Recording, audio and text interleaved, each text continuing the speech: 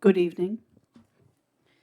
It's 6 o'clock, and I would like to call the regular council meeting of the Region of Queens to order. There are several changes and approval to the agenda. 7, the addition of 7.4 and 7.5 to recommendations, 7.4 being Milton Pool and 7.5 being condenser. I would like to ask council, because these are new before us this evening and we've not seen these today, if you would approve of first having a discussion around these items and following that discussion, make a motion rather than make the motion and then have the discussion. Is there any objection to that, Councillor Gidney? No, no objection at all. With the information that we've received on it, I think we can go right to the recommendation. Do you want to, so you want to make a recommendation and then have the motion? I just thought I would ask that, okay. So that's 7.4, recommendation Milton Pool, 7.5 condenser. Under discussion, 8.1, update public hearing intervenor status, Nova Scotia Aquaculture Review. There is no update. They have not made any decision, even though it's generally 5 business days. There's been no correspondence received. So that update will come when there is an update on that. Therefore, 8.2 water utility moves to 8.1. And the in-camera contract negotiation is no longer valid for this evening. So we will remove 9.1. Are there any other additions or deletions? If not, I'll call for a motion to accept the minutes. Moved by Councillor Gidney, seconded by Councillor Brown. All those in favor? I would like to welcome Andrea Hislop with us this evening. Andrea is our municipal advisor, and she often visits municipal units to say hello, to meet staff, and just to be seen. So welcome, Andrea, and welcome back again. There are no presentations this evening. Any petitions to table? Public question comment session.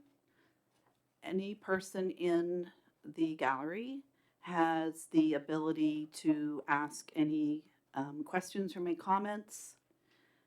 You must provide your name and your civic address, and we do limit to 5 minutes. Is there anyone who wishes to speak before council this evening? I can't see everyone. Oh, David. So David, Kevin, would you show Councillor Brown, Councillor Muse? Or just how to, yeah, and how to turn on is. And when you're done, push the button again, please. Okay. Good evening, David Haskin, 160 Church Street, Liverpool. The one about the water thing, is there a copy that people could see and read and just instead of just this little bit? They were circulated very late to council, and we do have copies here. CAO McDougall. They came in very late. Didn't see too much in that about it. No, they're not there. They're on the table. They're on the side table. Yeah, well, I've got the 3 copies. David, you were in prior to them being distributed. That was just finished just at 5, and council's just received Okay, it. Well. thank you. So And there's your information. yes, No, you left it on. yeah, Press it again. I kept everything.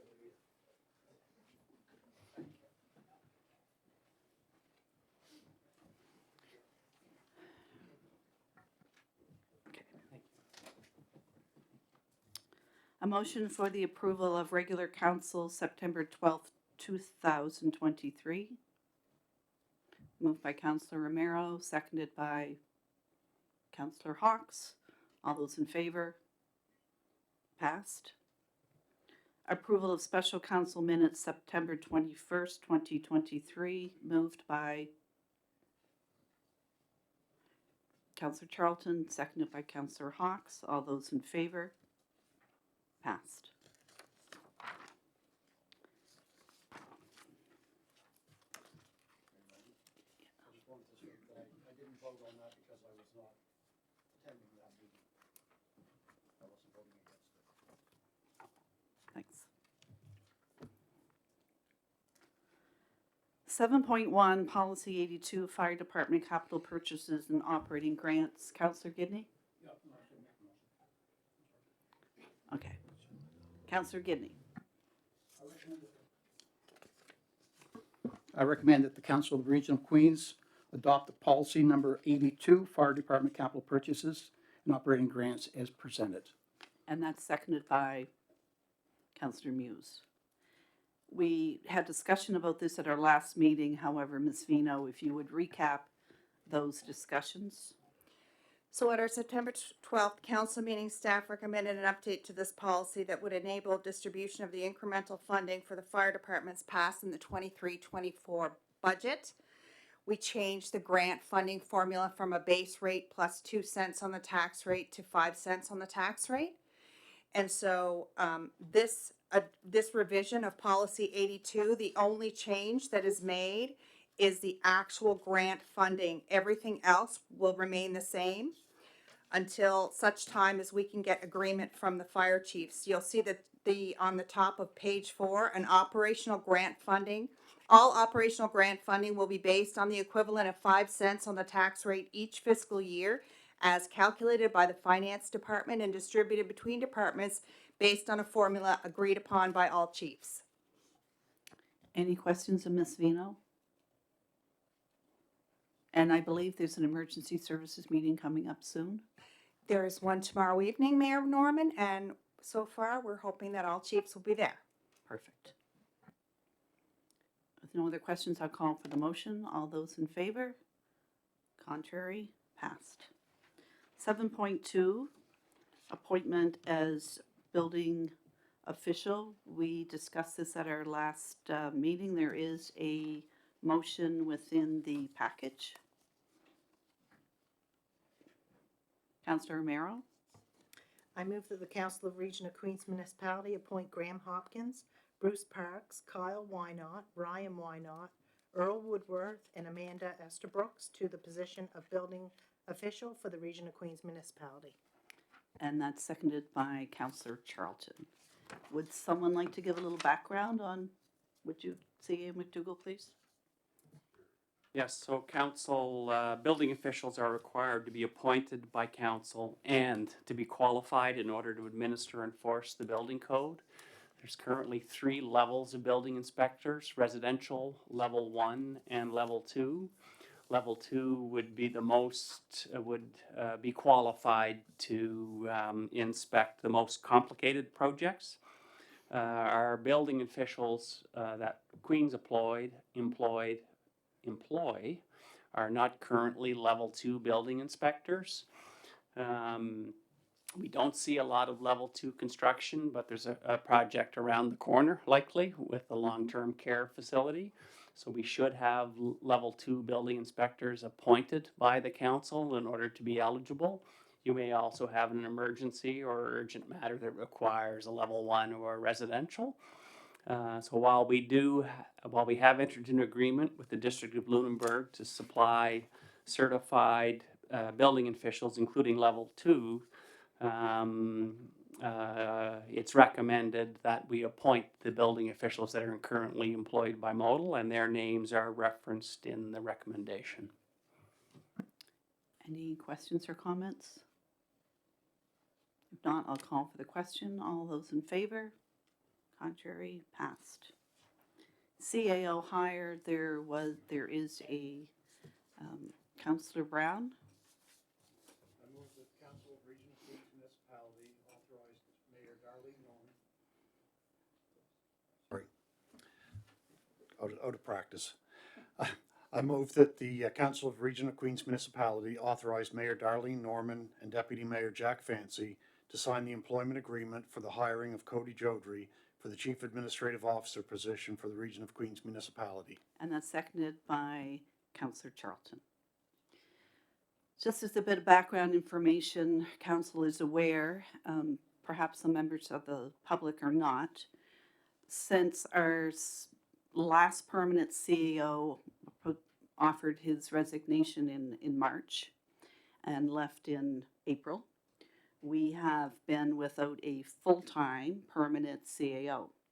We have been fortunate to have captured retired CAO Dan McDougall from Chester, who agreed to work for us for a specific period of time.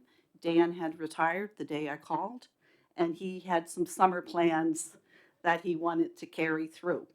So Dan came in for 10 weeks or so, kept us going, appointed some acting directors in his absence, fully expected that we would have a CAO hired toward the end of the summer.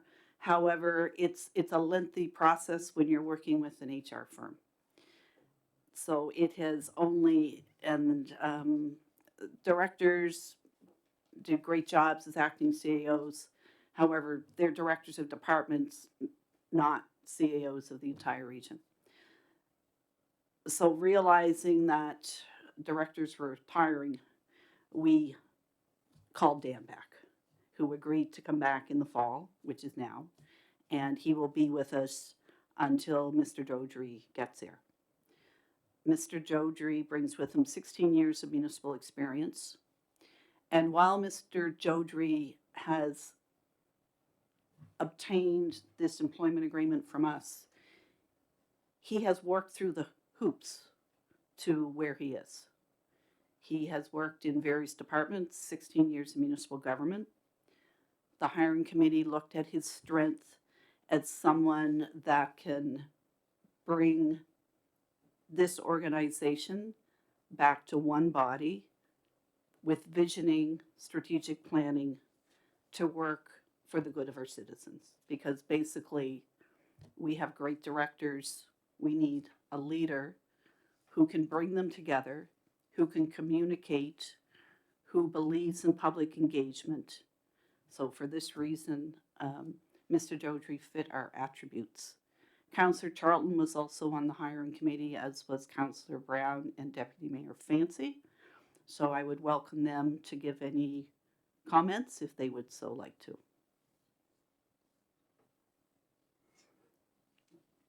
I guess that means she wants me to go first. I think we're really lucky that we had a strong group of candidates for this, and I think we've been really lucky in the past that Dan has agreed to step in for us. We've got a good group of directors, but like any sports team, you can have a team full of stars, but you need a good coach. And that's what I think we're hiring right now is the coach that's going to take the superstars that we've got and lead us to a championship.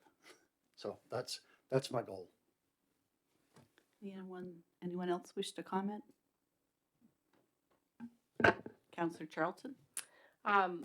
Just echoing that as well, and really looking forward to Mr. Jodry's arrival, and thank you, Dan, for being here. Deputy Mayor Fancy? When we were looking through the candidates, we came down to two people, and they were both exceptional people, and we were very fortunate to get this fellow who seems. We had people who had more qualifications, but they didn't meet what we needed. And when we looked through the others, it was very obvious where we were going to, and we were all of one mind as we went forward. So on that note, are there any other comments from any members of council? We'll be in communication with Mr. Jodry. We do have a press release that will be going out immediately this evening to staff and to the media, and then we'll begin the process of deciding as council how you want to meet Mr. Drodry when he gets here, and all that. He had indicated that his housing is checkmarked, that's fine. So we look forward to seeing him sometime in early to mid-November. So the motion's been made, and I'll call for the question. All those in favor? Contrary? Thank you. Milton Pool 7.4 Director Grant. So council is, they've read your report and they're comfortable with it, so they did indicate they wanted to make a recommendation first, so a recommendation, please. Councillor Gidney?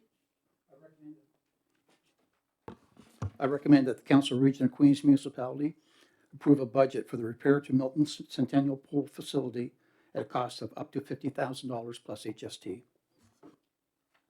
And that was 50. It sounded like 15, but just 50. Right. And that's seconded by Councillor Romero. Director Grant. Yeah, so as we're aware, the Milton Pool suffered significant damage in the July storm. Last week we were in trying to initiate the repair process, identified more damage than we had expected early on, and just looking to see us proceed and get it back in shape before winter hits. Questions to Director Grant? Any questions? Well, I don't see it. Deputy Mayor Fancy? Now, when the liner went, they said there were bubbles and things underneath. So is there any other significant damage done to the pool itself that will be a problem? Not that we're aware of. What we've seen was surface damage on the underlying side of the liner, and that's what the pictures show in the photo. So the deck around the pool, the fence, all that seems to be okay. The equipment inside seems to survive the same. I know a citizen had suggested to me, why on earth would you spend up to $50,000 repairing that pole? And I guess the answer is, we've been without it this one summer. If we don't repair it, then we're 2 summers. That's 2 years of no swimming, no children learning to swim, which I think is one of the most important reasons why we have a pool. So in answer to that, and perhaps, and I look at Director Vino, would this be part of our insurance claim against that? The deductible for flood is $50,000. Oh. So the repairs are estimated to be under the $50,000, and it doesn't, it's not disaster funded because it was an insured facility. So the answer to my question to those who, because Director Vino was not on speaker, was that this is a flood occurrence. It's an insurable, it's insurable under our flood insurance. However, there's a $50,000 deductible, so it's level with the deductible. So we won't be able to put a deductible in, and it will be up to $50,000. Director Grant, I do have a question. Well, it said staff will be working to brace up the sides, so some of the $50,000 will incorporate through staff, and some will be through purchase of liner and materials? That's correct. So the liner's one part of the purchase, getting the mortar bed reinstated is another, and then shoring it up for the winter time. Installation to come sometime early spring. Okay. Everyone else is fine? I just wanted to say, I think it's really important that this is supported.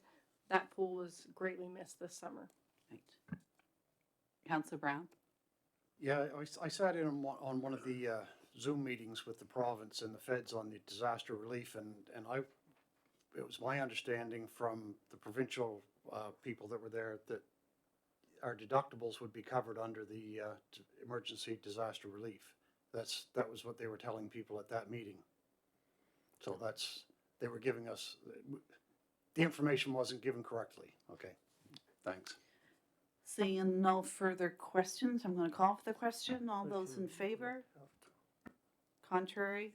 Passed. Gotta be quick on that. Condenser 7.5. Again, council said even though we've not yet seen this, we were aware this had happened in this past week. So there is a motion There is a motion, and then we can have the discussion. Someone would like to make the motion?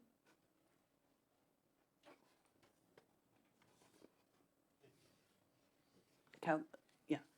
Counselors, if you'd put your mics up, because I can't see them there. Counselor Romero. I move the Council of Region of Queens Municipality approve the purchase of a replacement condenser for Queens Place Amera Center at a cost of $255,000 plus HST, 10% contingency plus installation to be funded from operations. And that is seconded by Counselor Charlton. Big budget item, Director Grant, but So this was an unforeseen. We began experiencing some issues over late summer, going into early September. From there, we identified that we had an ammonia leak somewhere in the plant area, which was localized to the rooftop, which then was further localized to the condenser unit. The condenser is a significant part of the refrigeration process. Without it, we don't have refrigeration, we don't produce ice, we don't cool the building, etc. So we were able to repair it temporarily, which was accepted by Department of Labor, and they're asking for a long-term plan be issued to them by this Friday. So we're here tonight looking to initiate that with the purchase of a replacement unit. so what happens if you do not issue Department of Labor their long-term plan? What would they do? What power do they have, just so people are aware? I would expect they would start handing down fines and close the facility. Questions on the purchase? Counselor Muse? So no, yeah. I see that there was only one estimate. We didn't put a tender out for any other estimates. No, and that's a kind of a two-part approach. So on the one hand, the condenser is part of the Simcoe equipment that's already on site. So changing that with a different brand of manufacturer would initiate or kind of create a whole bunch of other issues that need to be investigated and addressed. Sticking with the same manufacturer keeps it a lot simpler and will be cheaper in the long run. And then in the essence of time, we didn't issue an RFP or a tender to procure the lowest price. Any other comments, questions? If not, I'll call for the question. All those in favor? Contrary? Passed. One discussion item, water utility. So as we all know, utility has its own sets of rules and regulations, but we have asked staff to investigate what we can do for those for people on the utility. And this is what we found so far. So as we all know, the region of Queens has been under a boil water advisory since August the 7th, 2023. Staff have been asked to provide options for possible one-time reductions in water bills for water utility customers. The Utility and Review Board must approve any change to the rates as outlined in their order. Staff will have to apply to the UARB should council wish to proceed in this direction. The utility is expected to post a significant deficit this year with the increase in supply costs and the significant investment in equipment repairs. This may impact the decision of the UARB. The utility does have an operating reserve that was set up for periodic sediment removal costs. The reserve balance is approximately $180,000. If council decides to apply for a one-time reduction to the UARB, the use of this reserve could be explored. Staff have also asked the municipal solicitor to determine if the council has the authority to use municipal general revenue for a one-time reduction. If there is authority to do so, council would have to decide if this is an option they would consider. Staff have looked at options for reducing a future bill. There are two fees charged each quarter, base rate and consumption. Base rates range from $39 for a 5/8 inch meter to $1,867 for a 6-inch meter per quarter and are based on the size of the meter serving the property. There are 8 different base rates. The consumption rate is the same for all users, and the current rate is $1.24 per cubic meter. That's $1.24 for 1,000 liters of water. There are a variety of uses of potable drinking water depending on the use of the property being serviced. Residential uses would typically be drinking, cooking, and hygiene, such as brushing teeth, etc. Commercial uses would be include residential uses and may also include use in beverages for resale, such as soft drinks, coffee, tea, etc. Processed water for food products. Staff do not have detailed information for each property served with respect to the percentage of water consumed for drinking potable uses. What we have done is developed an average consumption for a few different users, so we get an idea of what any credit would be generated on their bill would return. So staff has developed an estimate of the cost to the utility for a variety of scenarios based on the consumption rate as follows.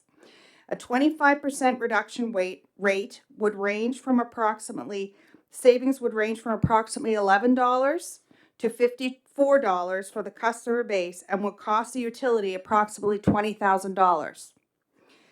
At a 40% reduction in consumption rate, savings would be from approximately $16 to $87, and it will cost the utility approximately $32,000. At a 70% reduction rate, savings would range from approximately $31 to $153 and would cost the utility approximately $56,000. The higher end of the range reflects commercial users. There's one industrial user whose consumption savings would be considerably above the ranges given. Please note that the water bills include an amount for sewer also, which will not be affected by any one-time reduction.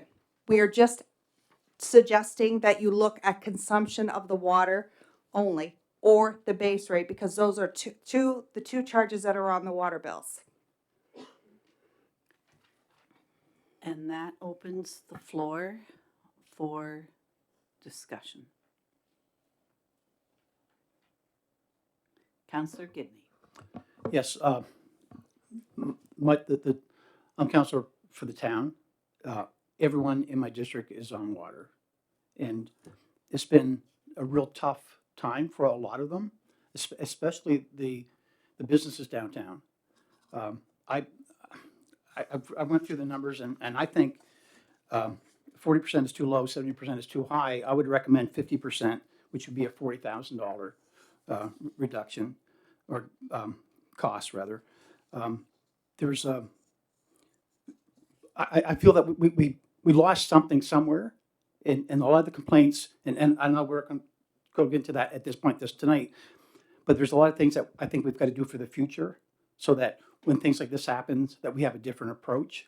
And I've had lots of suggestions, many suggestions. So, and I won't speak about them tonight, but I think that a 50% reduction of $40,000 would be fair. Thank you.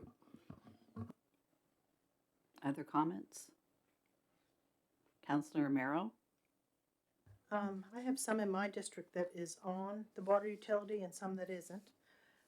But I do agree that with the customers, all the frustrations and complaints from the customers, that we have to do something.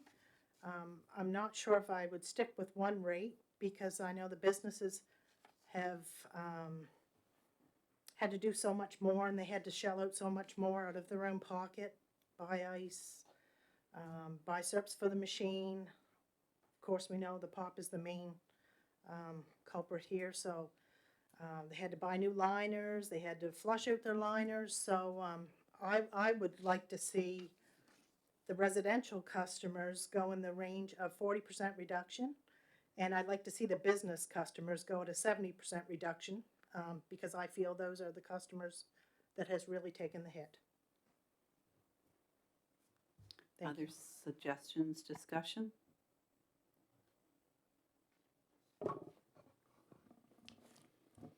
Councillor Muse? Councillor Gidney? Because Councillor Muse hadn't yet spoken, No, you were first, Councillor Muse. And then Councillor Brown. My district, probably 95% of them out on the water. I have a problem, and I know it's not here yet, but taking out of the general revenue, I don't agree with that. if they can take it out of the reserve balance of the $180,000, I wouldn't have a problem with that.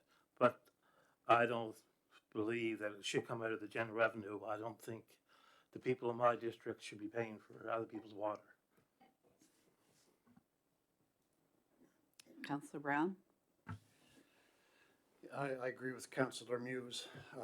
I'm probably the only councillor here that doesn't have a single member on the water utility. So I don't think that any of that money should come from the general reserve. I think what a lot of people don't realize is that people who live outside of town actually pay more for their water than people in town. By the time you figure a well and add it to your mortgage, we have a lot of people outside of town who are paying a lot more money than town people for water. So, you know, I'm not seeing a huge need for any rebate on this, because, you know, if I have a well and my well goes bad, I have to put a water treatment system in. I have to put a water softener in. I have to do my own testing. I have to pay for my own pump. I have to pay for the, you know, and everybody in my district is the same way. And this is, you know, we're looking at $300 to $500 a month that people pay on a mortgage payment that's just based on their water. So I think, you know, for people to complain for this, it can't come out of the, you know, general operating reserve. Would you object to if it were allowed to come from the water reserve? If it comes from the water reserve and, you know, the UARB is okay with how we recoup those funds, people have to realize that, you know, they're robbing Peter to pay Paul. They're taking it out of their front pocket. They're putting money in their front pocket, but it's going to come out of their back pocket next month or a year from now. It's, you know, it's not free money. This is not money that's ever going to go away. There's going to be a cost at some point, and that has to be made clear to people. Councillor Charlton? Well, I can appreciate Councillor Brown's comments. I think what we have to remember is people who are in these areas where they have municipal services pay for those municipal services, and they're paying for potable water, and we've not been able to provide that for them. I also would like to see a reduction offered. There are so many small businesses in our community who have been hit really hard just with, you know, cost of inflation and less people going out and supporting those businesses, you know, in the restaurant businesses specifically. So I like what Councillor Amiro suggested.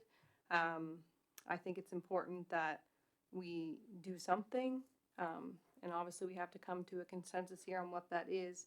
I just also want to ask Director Vino, you mentioned earlier about either looking at the reductions, 25%, 40%, or the base rate. So are you also saying that the base rate could just be removed for water utility users so that people who didn't use a ton of water would still get the $39 off, for example, if that's what their base rate was? I don't know if I'm making sense.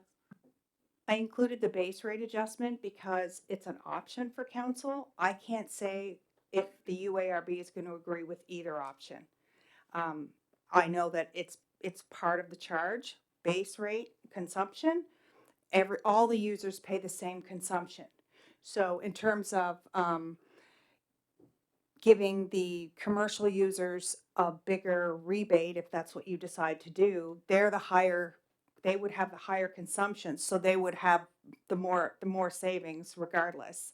I'm not familiar with if all of our commercial businesses are flagged in our system, so I don't know if we would be able to identify them. I would have to ask our utility clerk that. And I also don't know if they all have the same base rate, depending on how big or small their business is. Do you know what I mean? So that would be something that I would have to get back to council on. But again, I provided the base rate option because it is an option for council.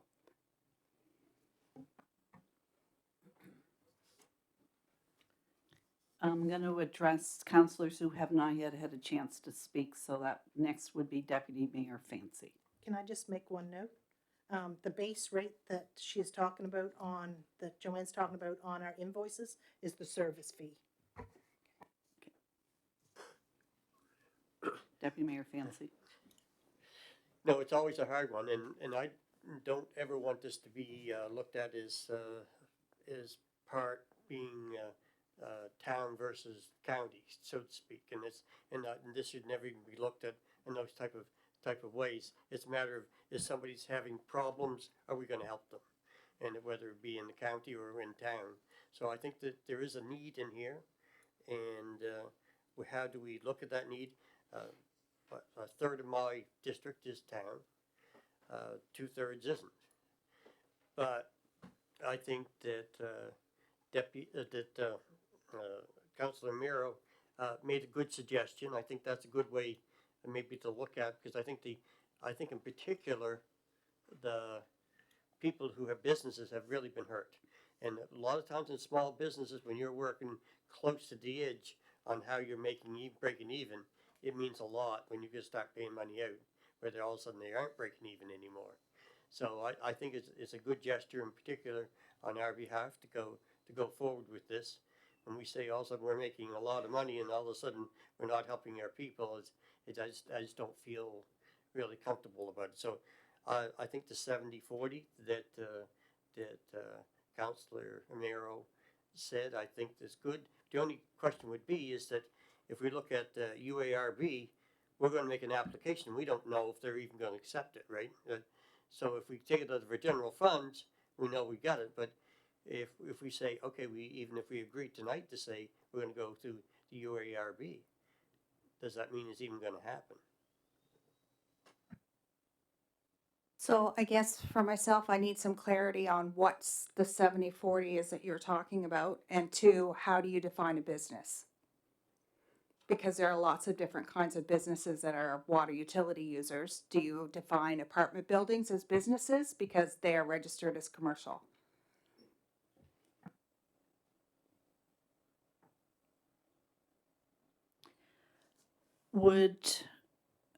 Is there anyone on council who has to have this decision made this evening? Is there anyone that believes we need to? Because I believe maybe we need to really think. I've heard from people who have no interest in having a credit on their account or a saving, but yet they'd take it if we gave it to them. I'm just, if the UARB comes back and says it must come from the utility, then as Councillor Brown said, we're just going to take money from the utility, but the water rate studies are just going to say you're going to grab more money back. Our CAO made an observation, and I think people on the Liverpool water utility need to know how inexpensive our water rates are in Queens. And CAO McDougall, do you remember the 0.0001 or our water utility rates are some of the very lowest in this province. And it's not law that we have to supply potable water. That's right in our rates. It's right in our order from the UARB. We do not have to provide potable water. We have to provide water. It's difficult, and I understand councillors who do not want the money taken from general revenue, because we are not making lots of money on the utilities. And yes, we've had extra monies left over from budget due to lack of staffing and ability to do projects, money the province gave us. But then again, is it worth quibbling about when you think we've just said $50,000 for Milton Pool? Check. $255,000 for a condenser? Check. Not a whole lot of discussion. And yet we're thinking and quibbling about $56,000 for 1,200 utility users. And yes, we have inconvenienced many people.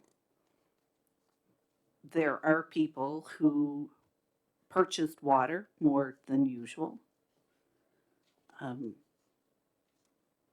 it's a decision. We're there to serve our public and to represent the public interest.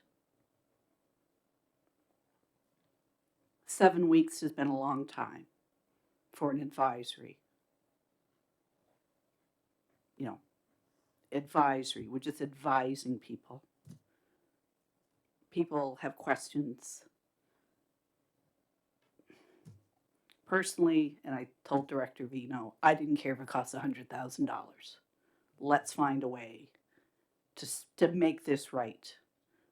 And in this world, will people truthfully, if we send a letter and say, truthfully, how has this financially impacted you? Will some people say 0? Will some people overdo? You know, it's a real quandary as to what do we do? How do we show we care? And I think that's what this is about. How do we show people we care? It's our utility. It's not, it's not an individual's well. They own their well. We own the utility. Council owns the utility. So each and every one of you are owners of that utility as a member of council. So what do we do as owners for 7 weeks? What do we do? And I look and I think, what is $11? And, we have 1 or 2 big commercial users who have accrued a lot of money. I really think we need to do something. But what do we do? How do we determine how much it costs people? We'll never, and C.A. McDougall and I had this conversation. He said, you'll never be able to determine, you're never going to get it right. You'll never, you're going to give this business more money than they need probably, and this one not enough. But I think we need to do something. And is it a matter of determining how much we want to spend and then going backwards? I mean, you must have other thoughts on how to make it right. Councillor Gidney? Yeah, I just want to, I think we should do something. And I appreciate Councillor Miro's thought. I didn't include the businesses for extra because they were the ones that bore the extra expenses, big time. And I do agree that there should be something more for the commercial users. How do we define that? Restaurants, coffee shops? I don't know. And that's something that we definitely have to discuss. I believe there's a need, and I agree that it should not come out of general funds. That there is money in the utility, so that's where it should come from. And I agree with Councillor Muse and Councillor Brown that no, that shouldn't come out of general funds. I agree with that 100%. Utility is paid for, but by the utility users, and any money that comes out of there should be to them and not from anywhere else. But I guess there's going to be some more additional questions now, like how do we determine what a commercial user is, or what type of commercial user is going to receive whatever? Thank you. Councillor Charlton was, you were both green at the same time. Councillor Amaro? I do agree. It should come out of the reserve, and I'm okay with that. A business, I think the definition of a business is anybody that provides a service. I think we can narrow it down that way. Not apartment buildings, but anybody that provides a service, like a hotel, restaurant, or I think that's a good way to narrow it down. Hair salons?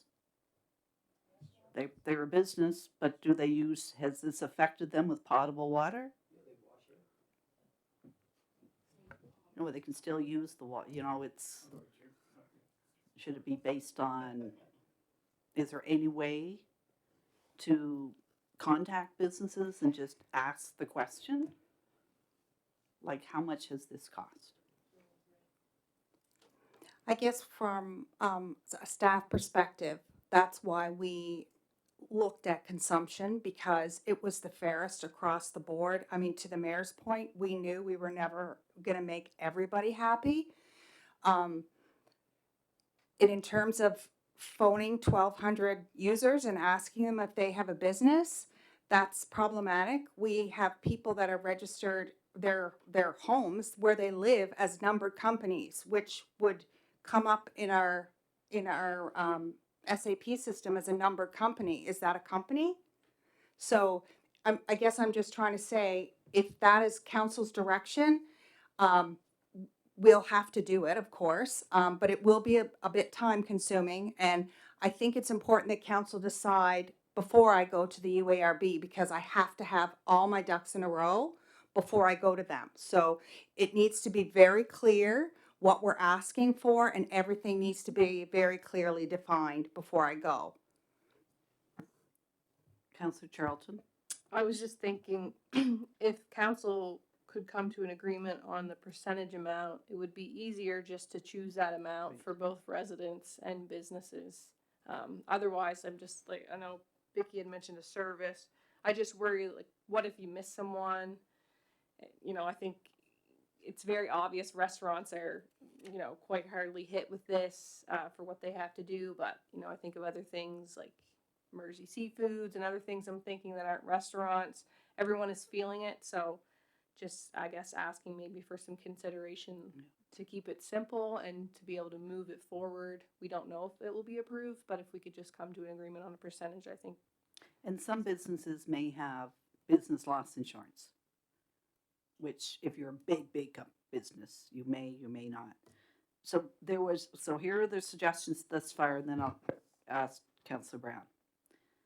There was the suggestion of one fee for residents, a higher reduction for businesses. How many people think there should be one for residents, another one for business, and it's all business, no definition in place? I know, I see it. I said would just, Can I speak? one thing? It's to that thing. Okay, Director Vino had a very good point that businesses that are running have a lot higher usage, so their refund on a straight line would be bigger than a household. So they would typically get a bigger discount by virtue of a bigger usage. So I think if we keep one usage or one rate for everybody, a business who used more water will get a bigger refund without having to go spending, calling 1,200 people. okay, so rather than two rates, because that's where I was going to start with, a rate for residents, a rate for business. Councillor Brown says one flat rate for everyone. So how many agree with one rate across the board, regardless if you are business or if you are residential? One straight rate. 1, 2, 3, 4, 5. Okay. So that was okay. So it's going to be one flat rate. Second question, and this all has to come back as a formal motion. This is just our discussion, and then everyone can change their mind at the next meeting. However, second, what is the rate? 70, 40, 50? What's just? I mean, 70 would be $56,000, and if we're using that reserve, that's going to take a third of it. Councillor Gidney? I recommend 70. The top one, 56. 70? How many agree with 70? It's coming out of the reserve. They're going to have to pay it back in the next year or two. And, it's... I just have a question. Is it possible, like, are you only allowed to ask for one? Like, if they wouldn't go for a 70,000% reduction. I'm just curious, is it possible they consider 40? Like, so we don't have to come back and have this conversation if they're like too high, but we would, they'd take something. I'm just curious. I've never done this before, but how I would pose it would be we're requesting a 70% decrease in the next quarter's billing. However, if that is prohibitive, we would also like you to consider a 50%. And so I would have like something in there similar to what I did to prepare this report so that the UARB would have choice, but identifying the one that council feels is the most important. So, and next quarter's billing is important because by the time we find this out, water bill dates will have passed. Next quarter billing is mid-December, payable in January, around that time. So I figured out there were 23, approximately 23 days on this current bill that had boil water advisory. And as of yesterday, I believed it was 25 days. So assuming we're soon going to be off the advisory, it's about equal. So if it comes off the next bill, it will capture half of the days. And I'm certain that if most places are only under a 2 or 3 week water boil advisory, they do not contemplate doing this. So it's the extension of 4, 5, 6 weeks. So in that, which has caused this, because people would understand 1, 2, 3 weeks is the 4, 5, 6 weeks. So it would make sense that next, if approval's given, that it does fit on that next bill. So what was the percentage that we were going to ask for? 70? Well, and I would just like to say that the reason why I have 70 on here is because if you take the days in an average billing cycle that we have not had, that we've been under the boil water advisory, it's roughly 70%. So that was my top number, and that's something that I'll be putting into the request to the UARB, that I didn't pull that number out of the air. Roughly 70% of the days of an average billing cycle, we were under that boil water advisory. So that gives you good justification.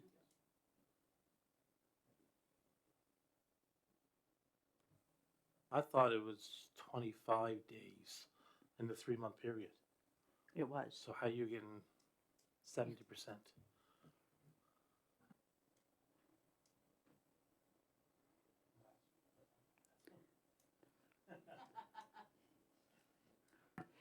So I think my math was 8 weeks times 7 days, based divided by an average billing period, which is between 75 and 82 days, depending. So it was roughly 70%. That's where I got mine, because Mayor Norman said there was 23 days on the last billing period, and then there's 20 some days on this billing period. So we're crossing over 2 billing periods. Right. But if the average billing period is between 75 and 81 or 2 days, I'm adding all the days in each billing period together to get my 80%. Right. Make sense? Right. Yeah. So, Councillor Muse?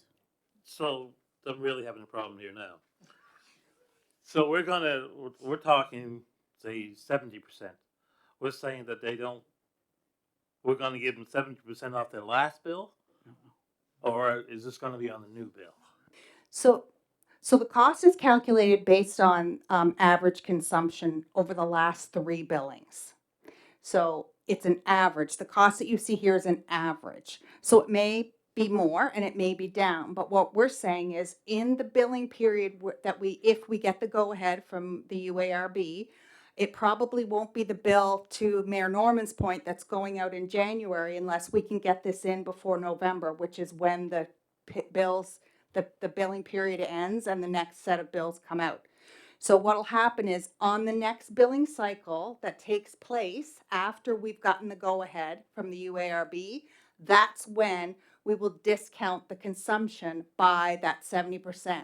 So it'll be based on the consumption in that billing cycle. We're not going to go back to the billing, how much consumption that they had in those 2 billing periods. We have to keep it as simple as possible. So that would be, I don't even know how we would be able to do that, but we would take the billing period that we were able, when we got the go-ahead, and we would use that to reduce that $1.24 per cubic meter down to 87 cents or 93 cents or whatever 70% less means. And that's how we would do the bills.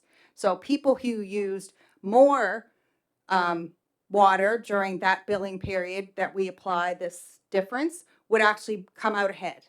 I guess people who'd use less would come out a little bit behind, but there's nothing we can do about that. And that's the catch-22 of this situation. We're never going to get it completely right, but all we can do is look for the fairest, most transparent way possible across the board.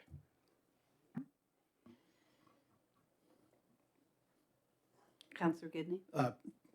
Just point of clarification, 70% is 70%. If they've used $100, they're getting 70% off. If they use $50, they're getting 70% off. So the dollar amounts come into play, but it's their consumption. So if they've always used $50 a month, then they're going to get 70% of that, or per billing rather. So in that respect, there's no change. Like the money's the same. Do you understand where I'm coming from? I think I do. But the consumption, if the consumption's the same thing. You're absolutely right. And we would not have records to know if people consume different amounts of water, different months, and summer generally, I know many people said to me, I've actually used much less water this summer because I haven't had to water my lawn, I haven't watered my flower garden, I haven't watered window boxes, I haven't used much water because of all the rain. So actually, I suspect people's bills, if they've looked at dry summers, their bills may be low now. So it might be, if we don't get approval and we can't do this until February or March, people's water uses may be higher, but the point I think we need to make, and we need to make public aware, is we legally cannot do anything without approval of UARB on this matter. I know we've all received an email stating they only approve our rates. We can eliminate the base rate, the service fee. We don't need to charge that, but is that not part of our rules that we receive from UARB? And I'd like that clarified. That's so correct. We have that on record. So there's a rate order that was issued after we did the rate study, and it's very clear about what rates we have to charge. That we are required by law and the regulation of the utility to charge. So any movement from that rate, north or south, has to be approved by the UARB. They are the watchdogs for the utility, and they're the ones that have to give it the rubber stamp that it's okay. So a reference to administration fee, is there administration fee, or is that user referring to the service fee? I'm not on a water bill. So I think it's the service fee is the base rate, and the consumption is the consumption. As far as I'm aware, there's no administration fee on our bills. Okay. Councillor Romero? Mayor Norman, I have a copy of my bill here, and we have water consumption, sewer charge, and service fee. Okay. So they must have been referring to the service fee, The which base is rate would be the regulated service fee, yes. through UARB, which is, we have to apply to set that rate. Councillor Tarleton? I was just gonna say, I think the confusion comes from when people read service charge, they just think it's an admin fee, and so I think they think that it's unrelated to the URA. It's like a rental fee if you're renting from Eastlink boxes or whatever. It's the fee, it's the maintenance of those things. And that's certainly something that we can tweak on the invoicing to make it clear. We can call it base rate if you think that'll provide some clarity. It's always been called a service fee because it's the cost to provide the service. And so it's the cost of having water, and then the consumption is the cost for the actual water that you use. So we can absolutely change that. It's something that council wants to think about. You just let staff know. So staff need direction. Yes, apply to, so I get the sense, yes, apply to UARB. Ask for it to come from the utility reserve. And ask for 70? Yes? How many yes for the 70? Just again, so I know. Okay. 2, 3. So that's the direction. But we'll need a motion of council to formally do this. So it will, but you can get you can have all your homework done. I'll have all that drafted up, And our next then meeting at the is- next council meeting, I will bring it to council for a recommendation, Right yes. straight to recommendation. Yep. And if anyone asks any questions, we all know what we've discussed. We all understand utility review, how it works.